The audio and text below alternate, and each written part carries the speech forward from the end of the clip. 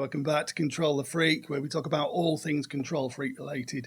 Whether you're a controlling person who wants help to understand the things you do and why you do them, or you live with or know somebody else who lives with a controlling person, and you want help to either understand it or know when and how to navigate yourself away from it. Hopefully you're going to find all the answers here. My name's Sean Johnson, and I'm going to walk you through all of the above. I said in this episode we're going to talk about my events, didn't I? It's going to be uncomfortable for you and uncomfortable for me. Before I get into that, though, I just want to refresh something that I mentioned in the last episode about personal responsibility when I was talking about the so-called hate speech laws. Just to reiterate again, this podcast is generally aimed at controlling people and the people that suffer with controlling people. What I'm saying again is to the controlling person who wants to control other people's speech because it makes them feel bad. That's a controlling motivation. What else could it be? If you just want to control what someone else is saying because of the way you feel, what other motivation could there be? Take some personal responsibility. But say, for instance, you're somebody who's being bullied online, genuinely bullied, and so you're being attacked from all angles, and you don't know what else to do. Well, again, as I say, you've got some choices. You can either decide to not go online, you can block these people. You can say something back to them. When I say about the interactions and personal responsibility, it's not necessarily a two-step process. I'm not necessarily saying I say something to you and then you're responsible for how you react and it ends there. Part of your responsibility is how you react. If you can react responsibly, then do so, if that makes you feel better. But you've got to think about your motivations all the time. What are you trying to do? Are you trying to control what the other person is saying? When really your attention should be on controlling your motivations and your reactions. If we can encourage a culture of personal responsibility, it'll be very obvious soon who isn't taking any. So if you've got these people online that are just behaving horribly on purpose, if the rest of society is thinking about personal responsibility, they'll stand out like a sore thumb. And karma will get those people. But you've also got to remember that everybody's entitled to an opinion. The fact that you can say you don't like these things is your right to say it. And they're just exercising their right in a lot of cases. Let's take some personal responsibility, shall we? And we'll find a way through all of this. Anyway, on with today's episode. So we're going to talk about my events. We're going to focus on one event in particular. I don't want this to be a sob fest and go through, oh, this happened to me, that happened to me, blah, blah, blah. So this isn't going to be exhaustive. But I aim to give you a kind of overview of the arc of controlling behaviour, how it starts, where the drive comes from, and then how it escalates and how it manifests. So I'm only going to touch on a few points about it. I'm going to concentrate on that first event because I think it's fair to say that even if you have a couple of events in your life, they're generally a reaction to the first one, the first big high impact event. And there might be lots of mini events in between and there might be a few big ones, but it's the impact of that first event that generally sets the tone for everything else. And it was certainly the case for me. My first event is going to be familiar to a lot of people and it's going to start close to home with a parent, in my case, a step parent. Now, my mum had been single for all of my young life up until I was about 5 years old. I never knew my biological dad, and I think throughout my adolescence, I must have seen him maybe 4, maybe 5 times. I wouldn't know him if I tripped over him. Apparently he's dead now anyway, but I don't know. But the point is, when I was around 5, she got with somebody new. And I remember this day, I'll never forget it. I was sat in the living room. It was on a Saturday morning. I was watching George Formby. I used to be fascinated with old George Formby films. And I heard a voice in the kitchen. It's a voice I didn't recognise and an accent I didn't recognise. So being a nosy little kid, I've kind of crept up to the kitchen door and we had one of those kind of mottled, almost frosted glass doors through to the kitchen. And I could see the outline of this figure. It was incredible. It was like a silverback gorilla. It wasn't very tall, but it was as wide as it was tall. It was a big, scary-looking figure. So I've pushed the door open and stuck my nose in. And I was tolerated for a couple of minutes or so. I think I asked him his name. I was ushered out after a couple of minutes, but while I was in there, I remember vividly the looks on the faces of a couple of my brothers, I think there was a sister in there, and my mum, who were in awe of this character. He controlled the room. Absolutely. I'd never known an atmosphere like it or an energy like it in our house. He moved in shortly afterwards. Now, our house, you could kind of call it a little bit chaotic because there was only my mum and there was 8 kids of varying ages, from me at about 5 up to my oldest brother would have been about 19, I think, at the time. But it wasn't out of hand. It wasn't, absolute chaos. My mum wasn't shy about giving you a smack across the backside if you'd really messed up. That's my generation. A lot of parents did that. But also she got help from the older siblings. Every now and again, they'd take you to task. So there was certainly discipline. When this guy moved in a couple of weeks after that first meeting in the kitchen, everything changed. And I mean instantly. There was no bedding in period at all. This guy brought with him rules and control like we'd never known. And certainly in the first couple of years, this was almost always enforced with violence. And we're talking about a crack round the head from a guy built like a silverback gorilla, and he didn't pull his punches. I can still feel the brain rattles if I think about it now. So there was lots of rules and there was lots of control. We suddenly had to do lots of chores like we never had to do before, like cleaning the toilets and stuff like that. 5 years old and my hand in a marigold down the toilet. And if you got it wrong or if you didn't look happy about it, you'd get another crack. It was relentless, certainly for the first few years. But in hindsight, I remember something that was almost universal about when he did these things. And this is something you'll find with violent, coercive, controlling people. He had a knack for abdicating responsibility for what he did. It was never his fault, it was always yours for why he'd attacked you. And I can think of 3 instances that spring to mind where the logic was just, I still can't make sense of it now. As I say, we had to do lots of chores. We always had to do all of the washing up and things like that. Now, if you sat in our old living room, if you sat in a certain position, you could look at this big wall cabinet we had going along the wall, and you could see in the glass doors the reflection of what was going on in the kitchen. And he used to sit there and watch us. Now, this guy had, without doubt, the worst eating manners, the worst table manners of anyone I've ever known before or since. And if he knew you didn't like it, he'd do it even worse on purpose. The worst thing he did was that he would cram his mouth as full of food as possible, and then he would suck the food out of his teeth with the most piercing squeak that you could imagine. It was horrible, and he knew it really got to me. So there was these constant mind games that he was always trying to get a reaction out of you so he could attack you. So this day, anyway, I'm stood in the kitchen, and he's doing it repeatedly. I didn't know he was watching me in the chair through that glass door and watching my reaction and doing it every few seconds until I eventually just put my head in my hands. I couldn't handle it anymore. Within seconds, he was in the kitchen and he was giving me a proper adult beating. And I mean, I must have been around 7, maybe 8 years old at the time. And he bounced me around the kitchen with the beating. When he finally finished, he kind of walked off into the living room and I can hear an exchange of words. The next thing, he's back in the kitchen and he's given me a couple more. And he told me I had to go and apologise to my mum. My mum was crying at me being attacked, and I had to go and apologise to her for it. Work that out. But if I got it bad, and I did get it bad, there was lots of random kicks and punches for things that would be here all day if I told you all about all of them. But if I got it bad, my sister really got it bad. There was something about her that really stoked his fire. I mean, he was brutal with her. A couple of incidents with her is he used to make food that he knew you didn't like on purpose. Again, and we're not talking about kids not eating broccoli here. We're talking about stuff that he knew you didn't like and he would make you eat it. Now, he used to make things like curries. We'd never had anything like this. And he used to like them quite strong, and we had to eat them. No matter what, you had to eat them. And this one particular day, I'm sat across and I catch my sister's eye and she's got a little tear going down her face because she's struggling to eat this curry. And he's looked at her and he's kind of growled, "What's wrong with you?"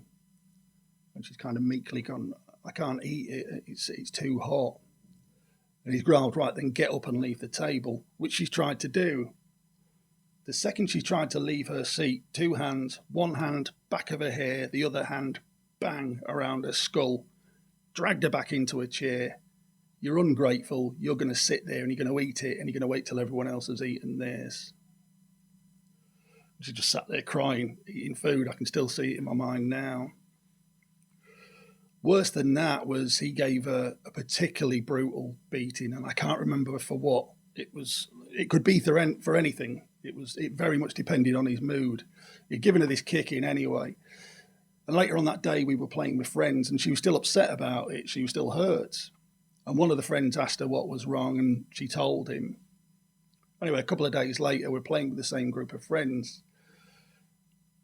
One of the friends, I think the one she told it to, was looked up and gone, uh-oh. And we all looked down the road, and this guy is steaming down the road with a face like thunder. Pushed through the group, grabbed my sister by the hair, and he's pretty much kicked her all the way home. We're talking about a 1/4 mile journey with boots up the backside, and she would have been no more than 9 or 10 years old. And it was brutal to watch, and just stood there helpless. Justification for that, going back to the abdication of responsibility, was that she'd embarrassed him by telling people that he'd beat her up. So his reaction to that was to beat her up again in public. We didn't know. The friend that she'd told that he beat her up had told his parents, obviously, and word had got around. So he did it again in front of everybody. Anyway, there was lots of things that wound him up, lots and lots of things. But the worst thing that really got to him was noise. We had to be like church mice in our house. Sometimes he would stand outside your bedroom door waiting for you to make a noise so that he could burst in and hit you. He wouldn't sit downstairs and wait until noise got too much. He would stand outside the door and wait so that he could pounce on you. As I say, there was certainly an element of he was looking for excuses to attack. There was something about me and my sister that really got to him. Didn't go all of his own way, though. We got some neighbours moved in, and I watched this guy go through 3 stages. The guy next door had moved out. He'd split up with his wife or something, so the house became available. In the first instance, I saw him go very dark and very moody because he didn't know who was going to move in next door, and this guy had been very quiet. We never heard him. So in anticipation or possibly nervousness of what was coming, he was very, very dark for a week or 2. Then he found out who was moving in, and his mood lifted, because it turned out he knew the guy, the dad of the family that was moving in. But he set about implanting an image in our mind of the family that was coming. Now, there was an estate at the bottom of our town, which he called the estate. It was just a council estate, basically. And we were never allowed to go on the estate. I'd snuck down there a couple of times, but we were never allowed to go there because that's where the scum lived. Now, never mind that he barely worked and my mum only worked part-time. He had a judgment about people that lived on that estate that told us they were the scum of the earth, and that's where this family was coming. And he was telling us that the daughters in the family were either already prostitutes or going to be prostitutes, and so was the mum. But it was all right at the moment because he knew the dad, and you certainly got the feeling that he thought he could handle the situation because he knew the guy. That went out the window the day they moved in. As they started unpiling from their vans and cars, unloading in, it was like watching somebody had opened the gates to the zoo. We'd never seen anything like it because our house was so controlled.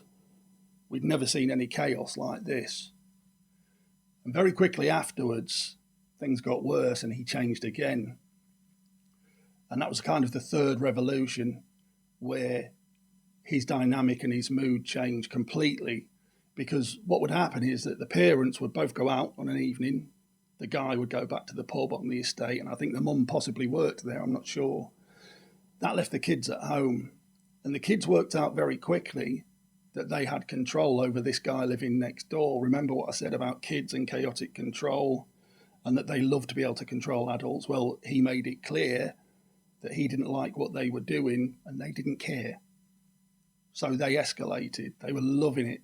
There would be noise deliberately every night. They'd have friends round, there'd be music, they'd be banging on the walls and whatnot. all to get a reaction out of this guy. What they didn't know, and possibly didn't care about either, because they'd taken against our family as much as we'd taken against them, is that this had repercussions inside the house. We'd watch the parents go out every evening and we'd watch him coil. He would coil up tight like a spring. His face would go red, his teeth would grit. And you had to be very careful for the next few hours until the parents got home, because he could lash out at anything with his frustration. You couldn't talk to him, you couldn't make a noise, because you'd be punished because of what was happening next door. They stayed there probably 2 years, maybe 3 years, and eventually moved on. But what they'd done was they'd exacerbated his thing about noise, and now you had to tiptoe. You couldn't do anything in the house because there would be repercussions. He'd be on you. And it also narrowed his view of the world. He already hated people from that estate. He hated everybody. But now he really hated anybody that came from that area. While all this was going on, I was obviously playing up at school. As I said before in the other episode, I was incredibly disruptive and chaotic control to try and gain back some of the control that was being stolen from me at home. But I was also very abrasive in general. Unless I loved you, unless you were one of my friends, I was pretty much horrible and abrasive with everybody around me. I'd select people and go, you fit the criteria, you're in, everybody else is out. And I started getting into drugs and things like that as well. And in hindsight, it's interesting, the drugs I enjoyed the most made me feel intelligent, because when he wasn't hitting you, his thing was to undermine you constantly. It was to constantly eat away at your self-esteem. He had favourite words for me like thick pig and this, that and the other. And my sister, he was always talking about her appearance. There was a constant undermining and picking on you to try and get a result or a reaction out of you. This all carried on till I was about 15. And then we had our one and only play fight. And again, I remember this vividly. We were play fighting in the kitchen, and it ended up with me picking him right up, and I almost lifted him above my head. And when I put him down, I remember the look on his face. There was a change. There was a change in dynamic. He knew he couldn't take me anymore. Physically, I could have took him. He didn't know I was still terrified of him, and I wouldn't have dared. But we both felt the shift. All he did was that he increased the insults. They became far more frequent. But in that shift in dynamic, there was a newfound confidence for me, and I would start challenging him. And before long, I became obnoxious. I was now the man of the house, and I wasn't going to take it anymore. And when he gave me these insults, I'd give it back to him, and we very nearly come to blows. As I say, I was terrified of him, but I wasn't showing that. With this newfound confidence, I ended up getting my first serious girlfriend at around about 17, 18, I think 18. Now, this girl, I'd seen her around our town, and she would appear here and there and then disappear for months. And I loved this girl. I loved her from afar for a couple of years. Every time I saw her, my heart would skip a beat, and I'd be like, oh, it's that girl. A weird coincidence, my friend started seeing a girl, and he invited me out one night, feeling pretty confident. And he said, do you want a double date? So, yeah, why not? And I went along.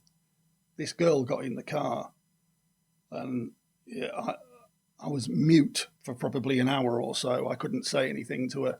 So I said that we needed to stop at an off-licence, and I got a couple of cans of cider, and before you know it, I was all right. And the chemistry was unreal. Me and this girl were together. By the second night we went out, we were together. And it was the happiest I'd ever been. I suddenly felt worthy because this girl was beautiful. Lots of lads fancied this girl, and I couldn't believe she was with me. So with the newfound confidence I already had, my esteem was up here now. The change happened, again, I remember this vividly. It started to go wrong one day when we were watching a Marky Mark workout video. I was getting into bodybuilding at the time. We were watching a Marky Mark workout video, and she was making some comments about his body. Now, I wasn't jealous at this point. I'd never been jealous. I didn't really understand jealousy. But she's making these comments, and I thought, right, I'll get her back just as a little joke. And I mentioned something about one of the girls in the video. And I looked over. I couldn't believe how sad she looked. She looked really sad. And I asked her what it was, what's going on, and she was saying she was jealous, and she was saying how normal it was to be jealous. Little flick inside my head, little switch, that I realised in that moment that this girl I thought was out of my league was just as desperate for me to love her as I was for her to love me, but it gave me power. So I escalated. And the jealousy ever decreasing circles until we were like that. And she couldn't move. I became the world champ at jealousy. She stayed at kind of the level she was, but I escalated beyond all reason. And certainly into the sort of latter half of the relationship, by that point, I was out of control. I was jealous, I was demanding, I was overbearing.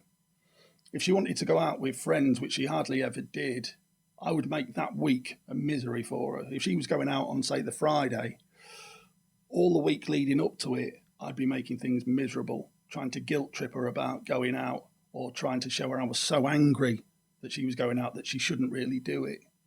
Then on the nights that she went out, I would sit there seething. I couldn't sleep because she'd end up going into town and then going home so I wouldn't see her. So I'd seethe. And then for a couple of days afterwards, she'd get the third degree about who she went with, who she spoke to. Did you let anyone buy you any drinks? Was anybody looking at you? And this went on and on and on. And the more she did it, the angrier I would get. I'd be stood there with my fist clenched. I never touched her. But at times she must have thought I was going to because I was so angry. In the end, good for her, she got rid of me. She started seeing somebody else. And I fell to pieces. The whole self-esteem thing came back again that I didn't see what had happened clearly. It was that she'd done that to me. So my self-esteem hit rock bottom again, and I just cracked up. I said some pretty horrible things to her as well when I saw her now and then, deeply ashamed of all of my behaviour in that relationship now. I did take one thing from it.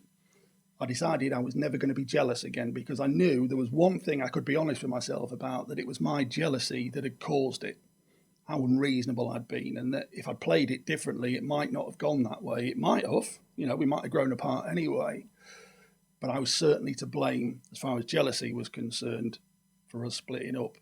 And I vowed to never act jealously again. And touch wood, I've managed to stick to that. But I didn't learn all of my lessons. As I say, the self-esteem and the anger came back. So I started hanging around with some old friends. Now, they'd moved into a bigger group. There'd been a couple of years that I was with this girl and we didn't see anybody. I made sure, in fact, we were isolated from everyone. So when I start hanging around with my old friends again and there's a whole new group, suddenly I've got to fit in. But in my arrogance, I'm thinking, yeah, but I'm their friend. I was there before you. So I approached those relationships badly. On the one hand, I'd try and dominate the group and make sure that things went my way, that we only did things that I wanted to do. But on the other hand, I was so pathetic because my self-esteem had been hit so badly that I would almost I'd try and be manipulative. I'd try and be a little bit needy.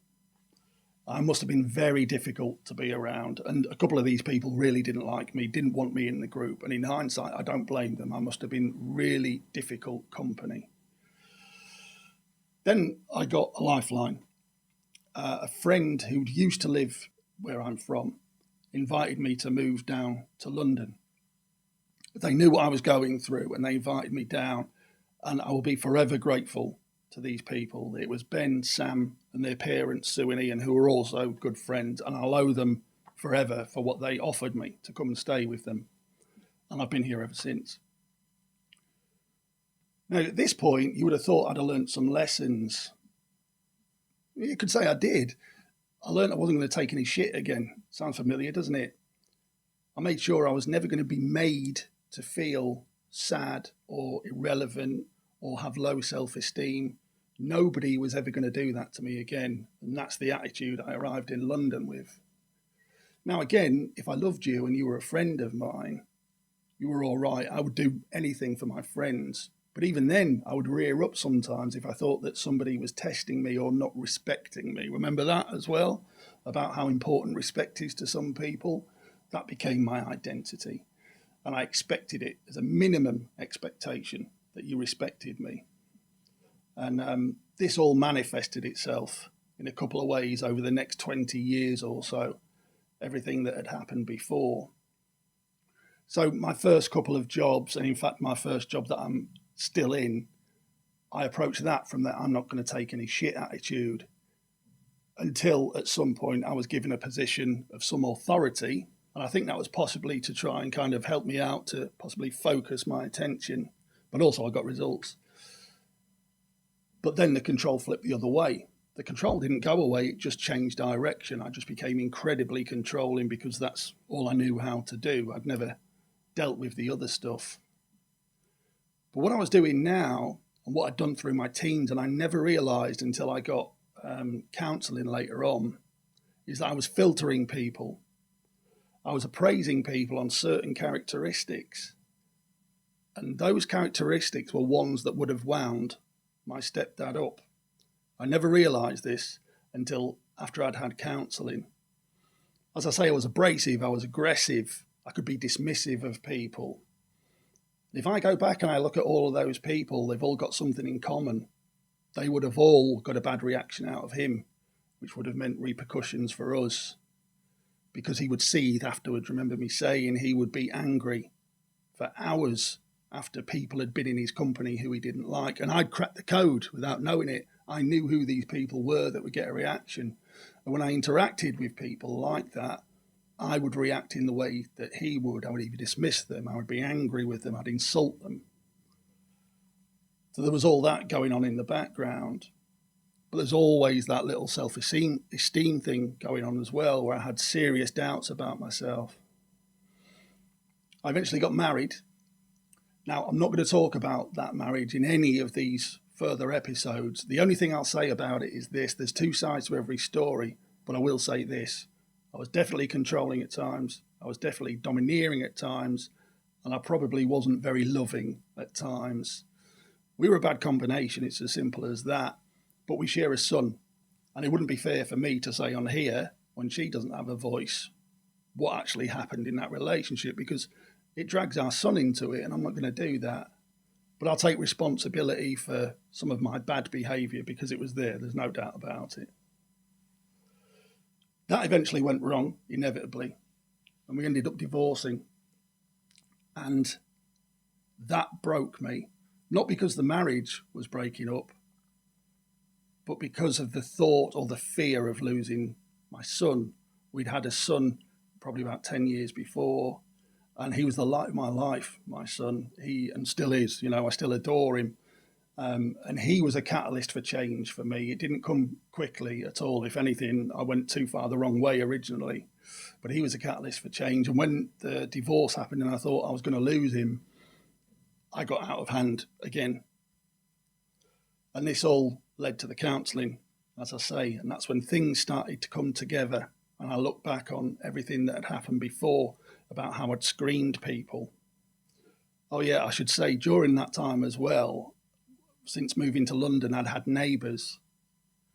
And a couple of those neighbours were noisy. Guess how I handled it? Exactly the way he had. Because I've had a thing up until I was in my early 40s about noise.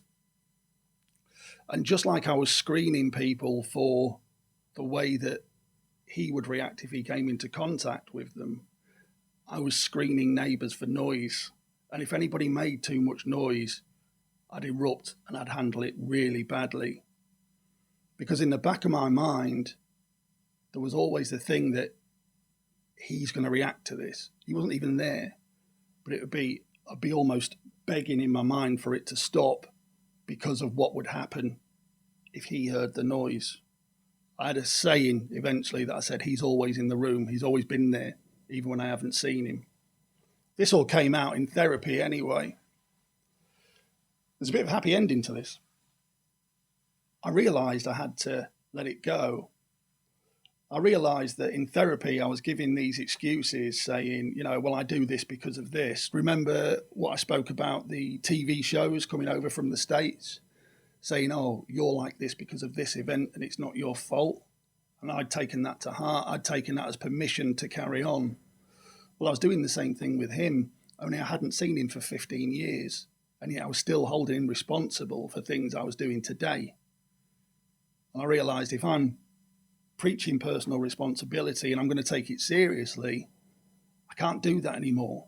I don't even know the guy anymore. I haven't seen him for years. So how can I hold him responsible for what I'm doing today? Let it go. Also, I forgave him. This, if you knew the whole story, that would sound quite bad. But I remember him telling me when I was younger about his upbringing, and his father was brutal with him. And not only that, there was a tragedy early on in his life with one of his siblings. And you look at that, and if you're going to take responsibility and you're going to be objective about how you became the way you are, and if that's true for you, it's got to be true for someone else. You've got to realise that he had no choice. He was always going to be that way. As I say, he had an awful upbringing and a very, very awful early start to life. How was he ever going to be any different? And the thing is, and I'm not being bitchy here as well, he didn't have the intelligence to work that out. He was stuck in a cycle, and he thought he had permission because he was watching the same shows I was, so it wasn't his fault. The only way I was going to get out of this cycle of blame and to really take personal responsibility seriously was to forgive him. And so I have. I never want to see him again. That chapter's so long ago, and I'm not sure I'd recognise him. I probably would. But I've got no desire to spend any time in his company. But I forgive him. It's done. It's all right. And I don't blame him for how he became. So there you go. Hopefully that gives you the cycle, the life cycle of how a controlling person can end up behaving in certain ways linked back to earlier impacts. Obviously, you've all got your own stories, and you might see a little bit of recognition in there. But I hope that helps anyway. Kind of hinted there about ways of moving on, haven't I? So that's where we're coming to now. In the next episode, we're going to look at the 3 steps, which is the 3 steps I've designed for overcoming what's happened to you in the past. And I had to go through these other episodes to lay the foundation to get there.